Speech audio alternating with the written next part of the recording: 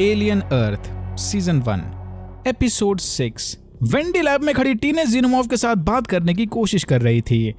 जो और कर्श बाहर से वेंडी पर नजर रखे हुए थे। जो वेंडी की सेफ्टी को लेकर परेशान हो रहा था, बट कर्श ने इससे कहा कि जब वेंडी अडल्ट जीनोमॉर्फ को मार सकती है तो ये तो इसके सामने एक बच्चा है। यही बातों में जो ने कर्श से पूछा कि अगर फ्यूचर में कभी जो वेंडी को अपने साथ बाहर ले जाना चाहे तो वो वेंडी को चार्ज वगैरह कैसे करेगा। कर्श ने जो को साफ साफ बता दिया कि वो वेंडी को इधर से ले जाने का ख्याल अपने दिमाग से निकाल दे। वेंडी कहीं नहीं जाने वाली। वेंडी के पास लाइट स्पीड ट्रैवल क्रैक करके स्पेस रिसर्च में नए इन्वेंशंस करने की एबिलिटी है, और जो चाहता है कि वेंडी बाहर जाकर अपनी फैमिली स्टार्ट करे। वैसे भी जो जैसे छोटे दिमाग वाले ह्यूमन से कर्श को ज्यादा उम्मीद भी नहीं थी। डेम सिल्विया और आर्थर ने एडम को बताया कि निब्स की मेंटल कंडीशन को रिसेट करने उसे लंबे थेरेपी और ट्रेनिंग की जरूरत पड़ेगी, बट एडम को उस सब में टाइम वेस्ट नहीं करना था।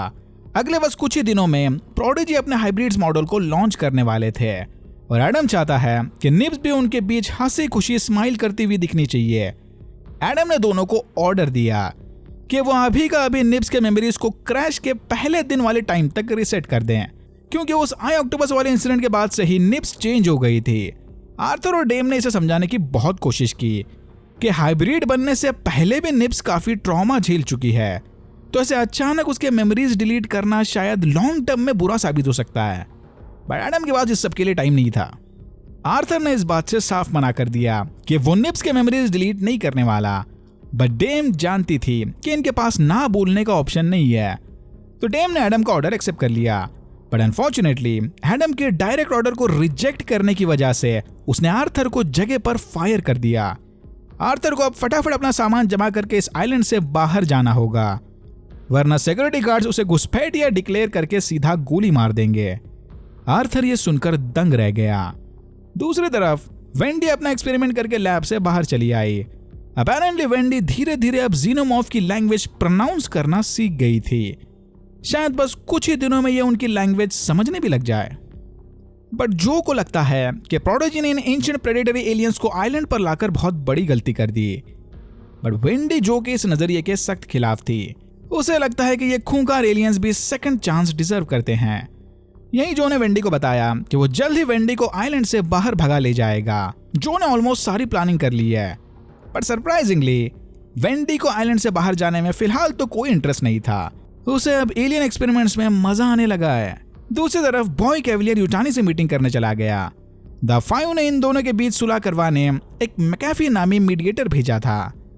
वेलन यूटानी द फाइव के बनाए लॉज के खिलाफ जाकर इंटरप्लैनेटरी एलियंस को रिसर्च करने अर्थ पर ला रहे थे, और उस इल्लीगल एलियन से भरी शिप क्रैश में कैविलियर को बड़ा भारी जानी व माली नुकसान हुआ है।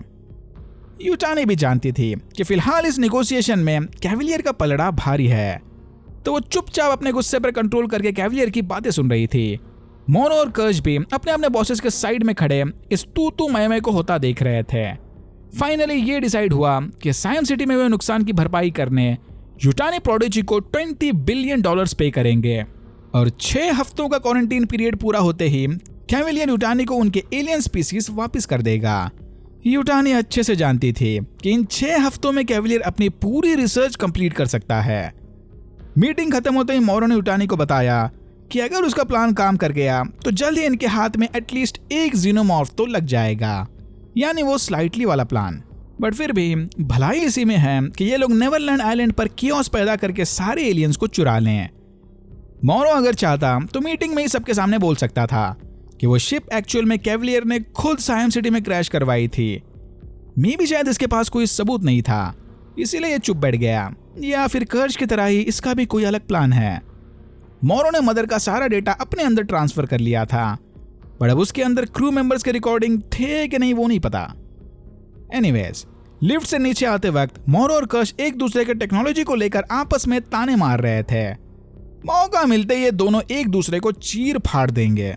डेम सिल्विया ने निब्स के मेमोरीज मिटाकर उसे वापस रूम में शिफ्ट कर दिया। वेंडी भी इसका हाल चाल चेक करने निब्स के रूम में चली गई। निब्स को होश आते वेंडी ने नोटिस किया कि उसे शिप क्रैश साइट और प्रेगनेंसी वाले इंसिडेंट के बारे में कुछ भी याद नहीं है। निब्स भी समझ गई कि शायद डेम सिल्विया ने उसके सारे मेमोरीज डिलीट कर दिए। एलियन अर्थ के साइंटिस्ट का एक और महाभोंदू कारनामा अगर मेमोरी वाइप करने ही थे तो निब्स के बाकी पार्टनर्स को कुछ क्यों नहीं बताया कि भाई होश आते ही उससे कोई ऐसा वैसा सवाल नहीं पूछना। मोरो ने स्लाइटली को वार्निंग दी कि उसके पास अब ज्यादा टाइम नहीं बचा। इसी दौरान स्मी वहां चला आया। स्लाइटली ने गुस्से में स्मी को बताया कि ये अब बड़े हो गए हैं, इसके बाद स्मी के साथ खेलने के लिए टाइम नहीं है। बट फिर स्मी का डिसअपॉइंटेड चेहरा देखकर स्लाइटली ने उससे वादा किया कि बस वो एक इंपॉर्टेंट काम पूरा होते ही स्लाइटली के साथ खेलने चला जाएगा। जो रूम में बैठा आइलैंड से बाहर जाने का प्लान बना रहा था कि तभी स्लाइटली उससे मिलने चला आया। स्लाइटली ने फुल डेस्परेशन में जो को अपने साथ अकेले लैब में ले जाने की कोशिश की, पर इसका अजीब सा बिहेवियर देखकर जो ने इस बात से साफ मना कर दिया। लकीली तभी जो का एक सोल्जर साथी वहां आकर उसे अपने साथ पेट्रोलिंग पर ले गया और इस तरह से स्लाइटली का जो को फंसाने का प्लान पूरी तरह से फेल हो गया। ये दोनों ही स्लाइटली के ऑड बिहेवियर को देखकर थोड़ा कंफ्यूज हो गए। पेट्रोलिंग के वक्त जो ने रशीदी को बताया कि वो वाकई में वेंडी को अपनी बहन मार्सी मानता है, पर जो की बातों से उसके साथी समझ गए कि ये बंदा इधर से भागने की प्लानिंग में है। साइबेरियन ने जो को वार्निंग दी कि भलाई इसी में है कि वो आइलैंड से भागने का प्लान अपने दिमाग से निकाल दे। हम माना कि आइलैंड पर ये मॉन्स्टर्स के बीच रह रहे हैं, बट एटलीस्ट यहाँ इन्हें पता तो है कि मॉन्स्टर्स किधर बंद हैं। दूसरी तरफ वेंडी जीनोमॉर्फ के साथ अपना प्रोनाउंसिएशन परफेक्ट करने में लगी हुई थी। ये जीनोमॉर्फ अब ऑलमोस्ट अपने अडल्ट फॉर्म में आ चुका था। इन्हें बड़ा होने में ज्यादा टाइम नहीं लगता, हार्डली 24 to 48 आवर्स। ह्यूटान से मीटिंग खत्म करके कैविलियर की टीम वापस आइलैंड की ओर निकल पड़ी। रास्ते में कर्ज ने आइजैक को कॉल करके बताया कि वो प्रोटोकॉल्स को फॉलो करते हुए लैब में बंद एलियंस को जाकर खाना खिलाए। कर्ज चाहता था कि आइजैक कर्ली को भी उसके साथ ले जाए, बट आइजैक ने उससे वादा किया कि डोंट वरी, वो अकेला ये काम संभाल लेगा। आइजैक एक एक करके सारे एलियंस को चारा डालने लगा। देख के लग रहा था कि ये शिप से मिले डेटा की मदद से ये लोग एलियंस को रैंडम चीजें खिला रहे थे। आई ऑक्टोपस चुपचाप अपने चेंबर में खड़ा आइजैक को काम करता देख रहा था। तभी आइजैक ने फ्लाई एलियन को चारा डालते हुए उसके चेंबर का फीडिंग डोर तोड़ दिया। फिर आइजैक ने प्रोटोकॉल्स को पूरी तरह से इग्नोर करते हुए एलियन के चेंबर का दरवाजा खोला। आइजैक धीरे से चेंबर के अंदर जाकर खाने की प्लेट रखने लगा, पर तभी बाजू के चेंबर से आई ऑक्टोपस ने जोर से धक्का मारकर आइजैक को गिरा दिया। आइजैक के अंदर गिरते ही चेंबर का दरवाजा अंदर से लॉक हो गया। सत्यानाश।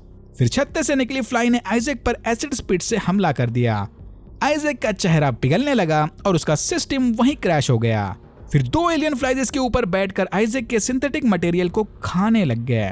निब्स वाले इंसिडेंट से गुस्सा होकर वेंडी डेम सिल्विया से मिलने चली गई कि आखिर वो निब्स के साथ ऐसे कैसे कर सकती है। सारे बच्चे डेम सिल्विया पर काफी भरोसा करते हैं। अगर वो भी बाकी सबकी तरह इनसे बिना पूछे सबके मेमोरीज मिटाने लग गई तो फिर आखिर क्या फायदा। डेम ने वेंडी को समझाने की बहुत कोशिश की कि उसने जो कुछ भी किया वो सिर्फ और सिर्फ निब्स की भलाई के लिए किया, बट डेम सिल्विया भी यहाँ समझ गई थी कि वेंडी का इस पर से भरोसा उठ चुका है। आर्थर अपना सामान पैक करके आइलैंड से निकलने की प्लानिंग में था। यह डेम सिल्विया की हरकतों की वजह से उससे भी काफी गुस्सा है, बट तभी जो उससे मिलने चला आया। आर्थर ने जो को बताया कि एडम ने उसे फायर कर दिया है और वो बस अब कुछ ही देर में आइलैंड से बाहर जाने वाला था। तभी जो ने उससे ऑनेस्टली पूछा कि क्या इस आइलैंड पर वेंडी सेफ है। आर्थर जानता था कि इधर कैमरास लगे थे, तो उसने जो से झूठ कहा कि हाँ भाई वेंडी इधर बिल्कुल सेफ है। पर तभी आर्थर ने जो को इशारा करते हुए एक स्क्रीन के पास बुलाया और टाइप करके वार्निंग दी कि जितना हो सके उतना जल्दी वो अपनी बहन को लेकर इधर से बाहर भाग जाए। आर्थर ने जो को आइलैंड से बाहर जाने वाली शिप का कोड दे दिया और लगे हाथ सारे हाइब्रिड्स के ट्रैकर्स भी डिसेबल कर दिए ताकि कोई भी उन्हें ट्रैक ना कर सके। जो के वहां से जाते ही आर्थर ने नोटिस किया कि टूडल्स एके आइजैक का ट्रैकर तो पिछले कुछ घंटों से ही डिसेबल था। आइजैक की लास्ट लोकेशन सिक्योर लैब में दिख रही थी। ये देखकर आर्थर फौरन लैब चला गया। कर्ज शिप में बैठा स्लाइटली और लैब की एक्टिविटीज पर नजर रखे हुए था। स्लाइटली ने मोरो को बताया कि सॉरी वो उसका काम शायद नहीं कर पाएगा, पर तभी वहां आर्थर आ गया। आर्थर को देखते ही स्लाइटली को आइडिया आया कि क्यों ना वो जो की बजाय इसे फेस हैकर का शिकार बना दे। ये बंदा तो लिटरली खुद चल के इनके जाल में चला आया। अंदर जाकर आर्थर ने देखा कि आइजैक एक चेंबर के अंदर गिरा पड़ा है। बाकी भोंदू साइंटिस्ट की तरह इसने भी सेफ्टी प्रोटोकॉल्स को पूरी तरह से इग्नोर करके चेंबर का दरवाजा खोल दिया और आइजैक को घसीटकर चेंबर से बाहर निकालने लगा। इसी मौके का फायदा उठाकर स्लाइटली ने एक्स वाले चेंबर का दरवाजा खोल दिया। स्लाइटली को अचानक से लैब के बाहर खड़ा देखकर आर्थर समझ गया कि इधर कुछ तो गड़बड़ है। उसने फौरन डेम सिल्विया को कांटेक्ट करने की कोशिश की, पर तभी एक फेस हगर ने आर्थर पर हमला कर दिया। एलियन फ्लाइज से बचते बचाते स्लाइटली आर्थर को लेकर डक्ट वेंट के थ्रू बाहर चला गया। कर्ज सीसीटीवी फुटेज के जरिए इस सब को लाइव होता देख रहा था, बट इसने ये सारी बातें जानबूझकर कैविलियर से छुपाए रखी कि डोंट वरी बॉस, सब चंगासी। और यहाँ होता है एपिसोड 6 खत्म। कर्ज, मोरो और आई ऑक्टोपस तीनों की ही अपनी अलग अलग प्लानिंग चली है, बट लगता है कि जीनोमॉर्फ के आजाद होते ही वो सबके प्लानिंग पर एसिड फेर देगा। ओके, तो सबसे बड़ा सवाल, एलियन यूनिवर्स के सारे साइंटिस्ट इतने केयरलेस क्यों हैं? आई थिंक ये सब एआई का किया धरा है। बरसों तक आर्टिफिशियल इंटेलिजेंस के भरोसे रहते रहते फ्यूचर के सारे ह्यूमंस का मानो कॉमन सेंस मर चुका है। आई मीन पिछले 2-3 साल में हमारी कंडीशन देख लो। मैं खुद 2-3 लाइन का मैसेज या मेल डायरेक्ट टाइप करने के बजाय चैट जीपीटी को बोलता हूं कि please rewrite this in short and crisp and remove the long dashes. अगर इस एआई डिपेंडेंट लाइफ को मल्टीपल डिकेड से मल्टीप्लाई करोगे तो शायद हमारी भी कॉमन सेंस का यही हाल होना है कि कोई ना, सेफ्टी का क्या है, वो तो एआई देख लेगा। Alright, that's it for now. अगर आपको वीडियो अच्छा लगा तो please like, share and subscribe for more videos like this. मैंने ऐसे और भी वीडियोस बनाए जिनके लिंक्स आपको डिस्क्रिप्शन बॉक्स में मिल जाएंगे। Thank you very much for watching and I am hoping to see you in my next one.